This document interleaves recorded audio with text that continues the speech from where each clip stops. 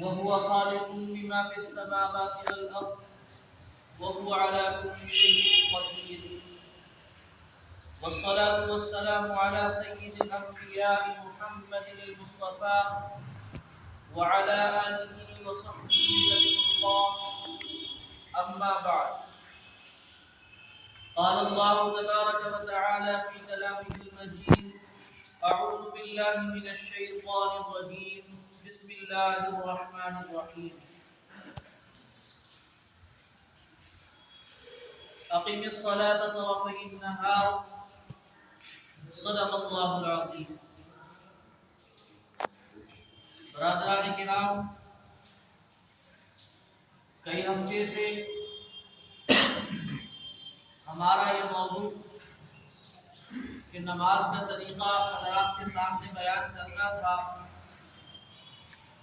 رہ جاتا ہے اور دوسرے موضوعات بیچ میں آ جاتے ہیں.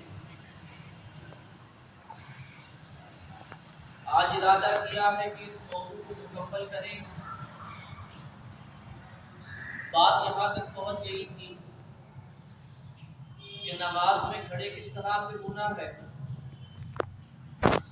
کھڑے ہونے کے بعد میں یہ دونوں جو پیر ہیں ان کے بیچ میں کتنی جگہ رہنی چاہیے. بہت سے لوگ 4 انگل کی جگہ چھوڑتے ہیں، بہت سے لوگ 1 بالش کی جگہ چھوڑتے ہیں دونوں پیروں کے بیچ میں، بہت سے لوگ اس سے بھی زیادہ جگہ چھوڑتے ہیں. یہ انسان کے اپنے معاملے کے اوپر ہے، اپنے رویے کے اوپر ہے. جس طرح وہ نارملی کھڑا ہوتا ہے اس طرح سے وہ نماز میں کھڑا ہوتا ہے. اگر وہ زیادہ اپنے پیروں کو قریب نہیں کر سکتا، زیادہ پیروں کو ملا نہیں سکتا، تو جہاں تک وہ نارمل ملا سکتا ہے وہاں تک ملائے. بہت سے انسان کا یہ حال ہوتا ہے کہ اگر وہ 4 انگل کی جگہ چھوڑے اپنے پیروں کے بیچ میں، تو ایک تو یہ کہ ان کے پیر یہاں تک آئیں گے نہیں ایک دوسرے کے قریب. دوسرا یہ کہ اگر انہوں نے اس طرح کر بھی لیا تو وہ کھڑے نہیں ہو پائیں گے، ان کا بیلنس بگڑ جائے گا. تو لہذا یہ نارمل طریقہ ہے، انسان جس طرح نارملی کھڑا ہوتا ہے اس طرح نماز میں کھڑا ہوتا ہے. ہاں، ایسا نہیں ہے کہ کوئی انسان پتلا دبلا ہے وہ آرام سے اچھے طریقے سے کھڑا ہو سکتا ہے 4 انگل کی جگہ چھوڑ کر یا 5 انگل کی جگہ چھوڑ کر، اور پھر وہ اپنے پیروں کو چیر کر کھڑا ہو جائے جس سے دوسرے انسان کو عجیب محسوس ہو. ہاں، یہ کہ کوئی اپنا طریقہ ہی چینج کر رہا ہے، وہ حنبلی طریقے پر ہے یا شافعی طریقے پر ہے، تو ان کے نزدیک 1 گز جگہ چھوڑنا ہے 2 پیروں کے بیچ، یعنی 1 گز اتنا ہوتا ہے شریعت کے اندر. نارملی ہمارے یہاں تو بڑا ہوتا ہے، شریعت میں جو گز ہے وہ اتنا ہے، تو اتنی جگہ چھوڑنا ہوتی ہے شوافع کو اور حنابلہ. تو وہ اگر کسی اور طریقے پر نماز پڑھتے ہیں جیسے عام طور پہ سعودی عرب کے اندر ہے، تو اس طرح اگر نماز پڑھنے والا انسان ہے تو وہ اتنی جگہ چھوڑے گا کیونکہ اس کے یہاں یہی حکم ہے. لیکن ہم جو حنفی طریقے پر نماز پڑھنے والے ہیں، ہمارے لیے حکم یہ ہے کہ نارمل کھڑے ہوں، کم سے کم جو جگہ چھوڑے اپنے پیروں کے بیچ میں وہ 4 انگل ہونا چاہیے، اور زیادہ سے زیادہ جتنے پہ کھڑے ہو سکتے ہوں اتنا ہونا چاہیے. تو یہ کھڑے ہونے کا طریقہ. نیت کا میں بتا چکا تھا پہلے بھی، ہاتھ اٹھانے کا بھی بتا چکا تھا کس طرح اٹھانا، ہاتھ باندھنے کا بھی بتا چکا تھا. اب بات کرتے ہیں رکوع کے اندر کس طرح سے جانا ہے. جب انسان اللہ اکبر کہے اور رکوع کے اندر چلے، تو میں نے بتایا تھا کہ جب امام اپنی تکبیر میں اکبر شروع کرے تب آپ کو اللہ شروع کرنا ہے. امام کے اللہ کہنے کے ساتھ شروع نہیں ہو جاتا. بہت سے لوگ امام اللہ بھی نہیں کہتے اور وہ اپنے رکوع میں جانے لگتے ہیں یا سجدے میں جانے لگتے ہیں، تو یہ طریقہ مناسب نہیں. امام کا انتظار کریں، اس کے تکبیر کہنے کا انتظار کریں. ایسا نہیں کہ امام جھک رہا ہے تو آپ بھی دیکھ کر جھکنے چلے جائیں. جب تک وہ تکبیر نہیں کہیں گے تب تک آپ نہیں چلیں گے. جب وہ اکبر کا الف کہیں گے تب آپ اللہ سے شروع کریں گے اور پھر جھکنا شروع کریں گے. جھکنے کے بعد میں کس انداز سے جھکے رہنا چاہیے یہ بھی نارمل ہے. آپ یہ سمجھ لیں کہ پوری نماز نارمل، کچھ بھی ایسا نہیں ہے کہ آپ کو خود سے ہمت کے ساتھ کرنا پڑے کہ آپ کا جسم چاہتا کچھ اور ہے اور نماز آپ سے کچھ اور کروا رہی ہے. ایسا کچھ نہیں، بالکل نارمل عبادت ہے.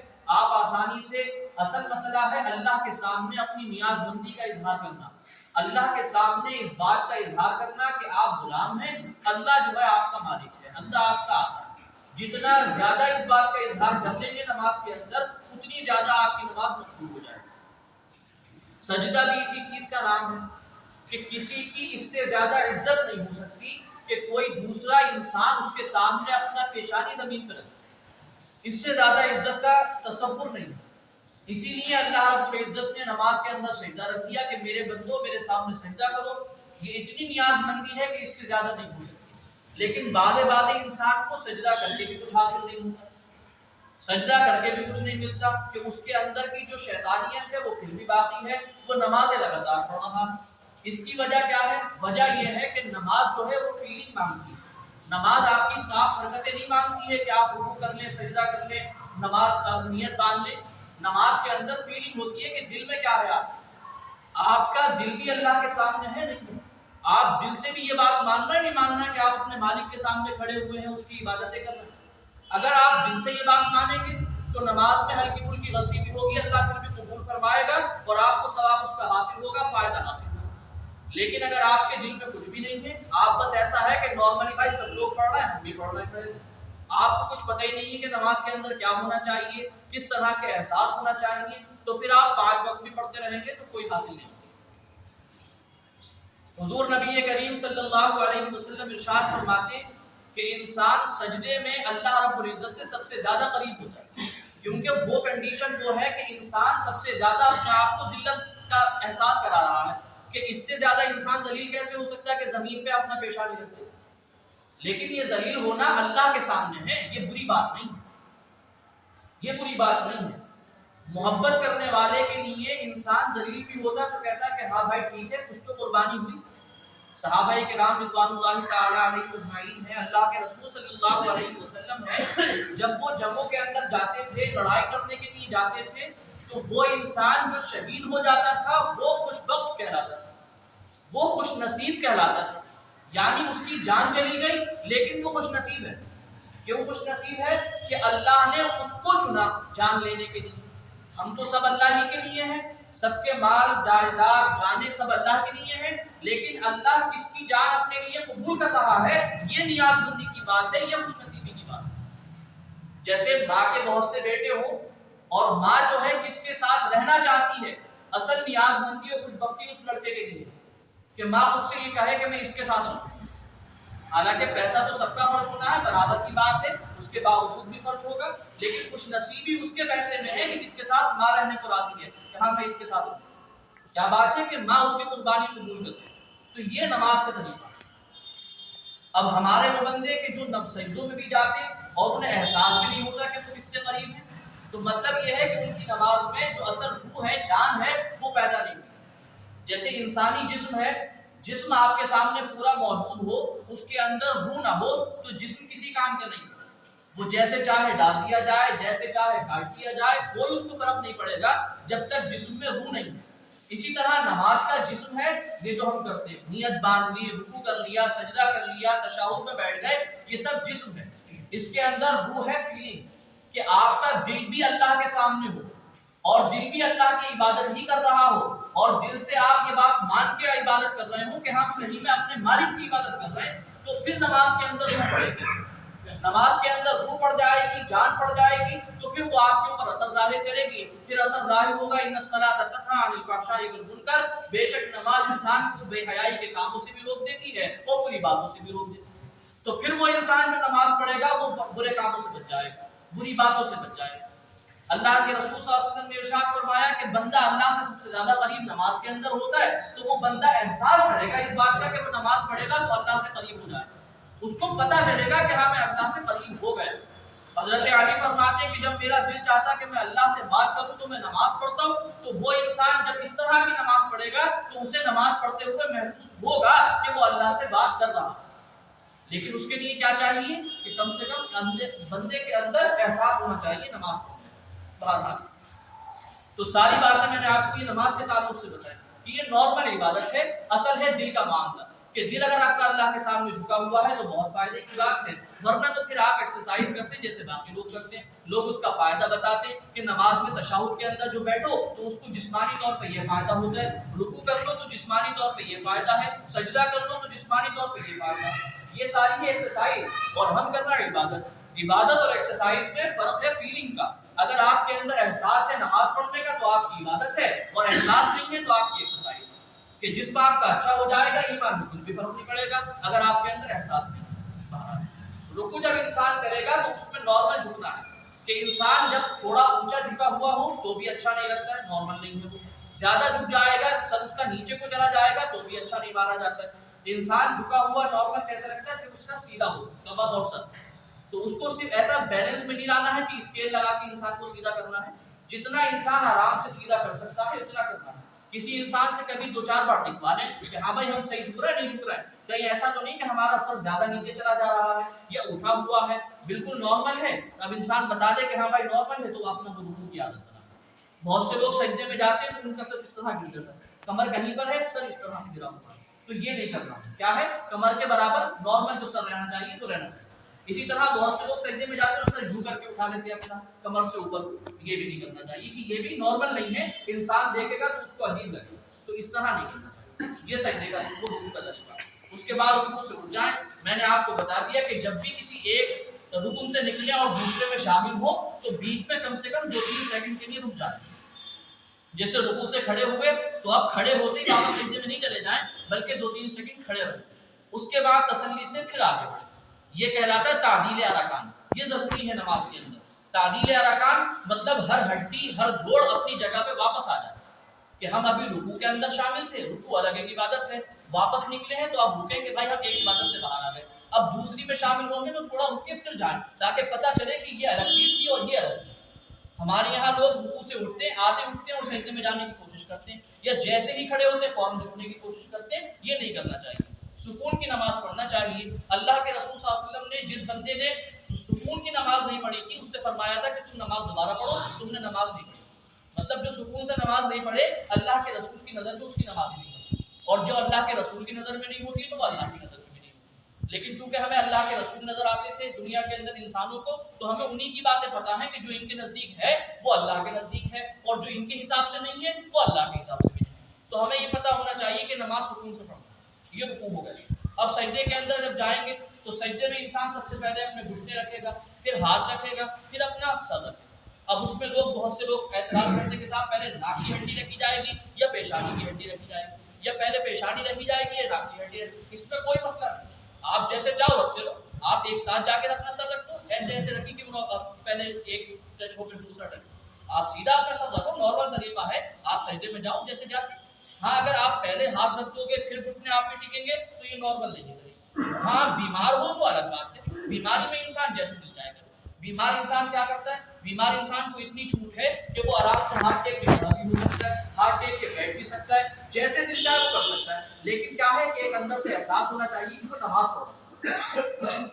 तो अब सजदे में जब जाए तो ये नॉर्मल तरीका है। उसके बाद जब झुके रहे तो अब ऐसा अगर झुक करके हाथ फैलाएंगे तो ये भी अच्छा नहीं माना जाएगा, बिल्कुल ऐसे नीच लेंगे तो भी अच्छा नहीं माना जाएगा, बिछा लेंगे जमीन के ऊपर तो भी अच्छा नहीं माना जाएगा। नॉर्मल क्या होता है कि भाई ये तरीका होता है कि बराबर वाले को तकलीफ नहीं हो रही है और हम भी ऐसे झुके हुए महसूस नहीं होना कि पता नहीं हम जैसे क्या कर रहे हैं, अल्लाह के सामने है, मौजूद है, सजदा कर रहा है, तसल्ली से सजदा करें आराम से। अल्लाह के रसूल सल्लल्लाहु अलैहि वसल्लम के सजदे के बारे में आता है कि जब आप सजदा किया करते थे तो आप इतने उठे हुए होते थे कि आपके नीचे से कोई बकरी का बच्चा आराम से निकल सकता।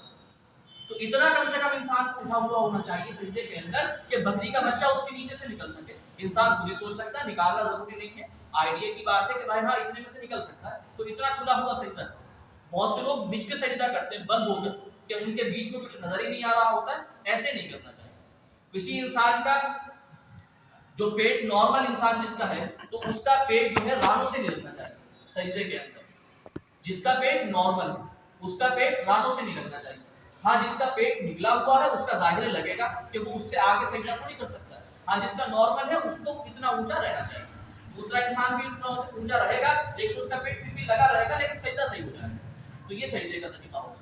सजदे के अंदर जो पैर रखे हुए होना चाहिए सजदे में, जैसे हम पीछे पैर टेकते हैं तो उसमें बहुत से लोग ये कहते हैं कि उंगलियां मुड़ी हुई होना चाहिए, पूरी बिल्कुल ऐसे बिल्कुल साफ साफ मुड़ जाए, तो बहुत से लोगों की नहीं हो पाती, बहुत सी कोशिशें करते हैं नहीं हो पाती। तो जहां तक मुमकिन है आसानी के साथ में वहां तक करना।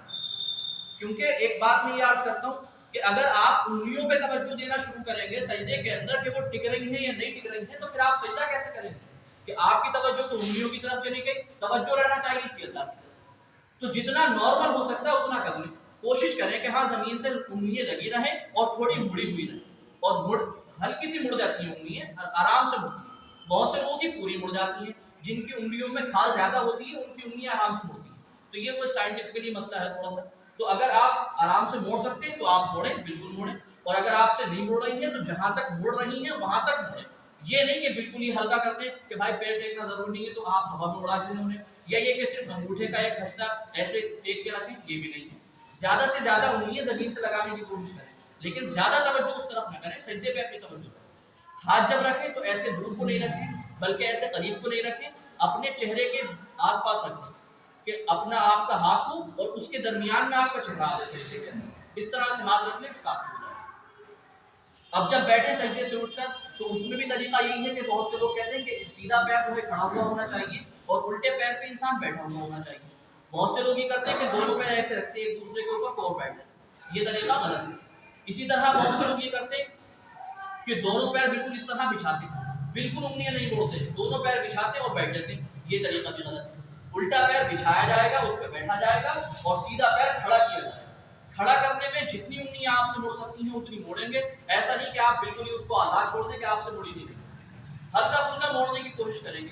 جن کی پانچوں موڑ سکتی ہیں وہ پانچوں موڑ کے بیٹھیں گے بالکل پوری پوری, اور جن کی کم موڑ رہی ہیں وہ 3 موڑیں گے, لیکن موڑیں گے ضرور, لگائیں گے زمین سے. اسی طرح دوسرا سجدہ کریں گے. پھر اتحیات میں ہوگا, اتحیات کا بھی یہی طریقہ ہے کہ اس طرح بیٹھنا ہے. اتحیات میں بیٹھنے کا طریقہ یہ ہے کہ اپنے یہ رانوں کے اوپر جو ہاتھ رکھنا ہوتا ہے نا, تو بہت سے لوگوں کے ہاتھ یہاں گھٹنے پہ رکھے ہوتے ہیں, وہ تھوڑے مڑ بھی جاتے ہیں, اس وجہ سے گھٹنے پکڑ کے بیٹھتے ہیں.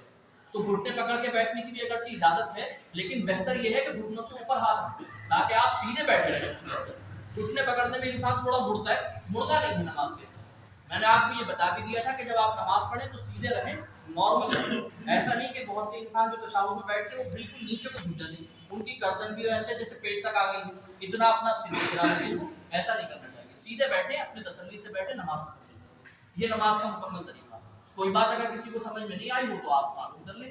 اللہ تبارک و تعالی ہمیں اس طرح سے صحیح ڈھنگ سے نماز پڑھنے کی توفیق عطا فرمائے, اور جو بھی ضروری باتیں دین کے تعلق سے ہمیں جاننا چاہیے ہمیں جاننے کی توفیق عطا فرمائے. وفقنا اللہ وإياكم للسلوك على الصراط المستقيم إنه تعالى تواب كريم مجيد.